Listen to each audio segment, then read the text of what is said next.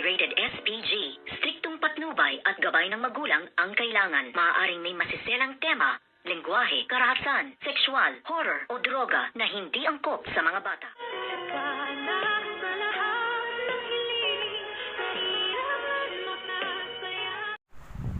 Good morning and welcome sa aking munting channel. Laking gulat nga nitong si Doktora Annalyn Santos nang bigla ngang takpan ang kanyang bibig at pagtingin nga niya ay nakita niya itong si Doc Carlos Benitez na nasa kanyang harapan at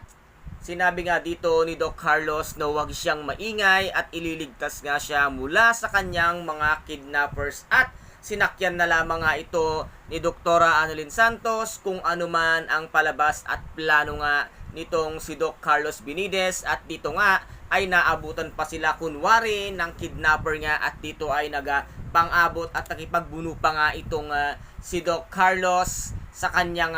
nag-iisang tauhan at dito nga ay nakita ni Doktora Annalyn Santos na medyo kawawa na at medyo alanganin ang lagay nito ngang si Dr. Carlos Benitez kung kaya't naisipan pa nga ng ating bidang si Doktora Annalyn Santos na tulungan nga itong si Doc Carlos Benitez kaya't kumuha pa nga siya ng 2x2 at inihampas pa nga ito sa likod ng sinasabing kidnapper nga nitong si Doktora Annalyn Santos kung kaya't nahampas niya nga ito at sinabi niya, Doc Carlos, halika na, tumakas na tayo at dito naman ay bigla na ngang tumayo itong baliw-baliwang si Dr. Carlos Benitez at dito ay magkasama nga silang tumakbo at sinabi nga dito ni Doc Carlos na salamat Doc Annalyn dahil iniligtas mo ang buhay ko at ang lagay ba ay naniniwala ka na sa akin sa pagligtas ko sa iyo at sinabi naman ng ating bidang si Doktora Annalyn Santos na hindi ako naniniwala sa iyo, di ba?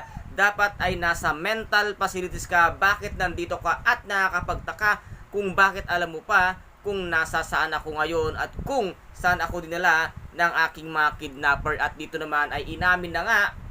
itong si Doc Carlos Benitez kay Doktora Annalyn Santos na hindi naman daw siya tunay na baliw at ito ay nagbaliw-baliwan lamang dahil ayaw niya ngang maikulong at nakwento niya nga rito na nakita daw niya nang kuhanin nga siya ng kidnapper kung kaya't sinundan niya ito at hindi naman daw siya maaaring tumawag ng mga pulis dahil nga once na tumawag siya ay mahuhuli na siya at maikukulong siya kung kaya't ang ginawa na lamang niya ay sinundan niya nga daw itong si Doktora Annalyn Santos hanggang sa makakuha nga siya ng tiyempo para nga ito mailigtas. Sa tingin kaya nitong si Doc Carlos ay mapapaniwala niya ang ating genius na si Doktora Annalyn Santos. Well, sorry ka Doc Carlos Benitez, hindi mo mapapaikot ng basta-basta na lang si Doktora Annalyn Santos at baka nakakalimutan mo na isa siyang young genius doctor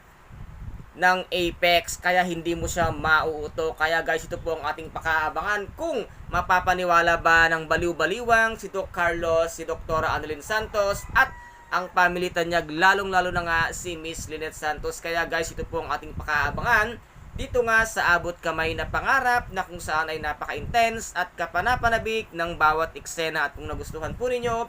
ang aking videos for today, paki-subscribe na lamang po ng aking channel, paki-like and share para maging update kayo sa lahat ng gagawin kong videos. Maraming salamat po. Ingat, God bless and